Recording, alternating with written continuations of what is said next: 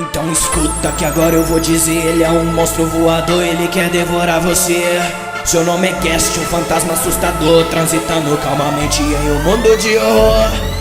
De noite ou de dia nas profundezas do inferno, vivendo intensamente o seu sofrimento eterno. Seu nome é Guest, um fantasma assustador, transitando calmamente em um mundo de horror. Tipo uma alma de dragão que não conseguiu se libertar, lançando bolas de fogo só pra tentar te aniquilar. Inteligente e esperto, ele só ataca de longe. Alguns dizem que em sua vida ele era um sábio monge. Cuspir bolas de fogo não é só o que ele faz, além disso ele grita igual se fosse o Satanás. Tá querendo entrar no Nether e já tem seu portal, você vai ter que enfrentar esse fantasma do mal. Espírito maligno que no céu foi rejeitado, hoje ele mata inocentes só pra manter o seu legado. Sua expressão é assustadora e muda a cada ataque. Seus olhos se fecham e abrem com o soar do tic-tac, tac, mostrando que chegou a hora da tua morte, pois contra ele não existe essa parada de sorte. Tem que ter habilidade e muita coragem, pois seu olhar é tão medonho que parece até miragem. Buscar e destruir é seu único objetivo, pra que a sua alma ele use como aperitivo. Esqueça tudo que cê sabe sobre o que é um fantasma, Gasparzinho,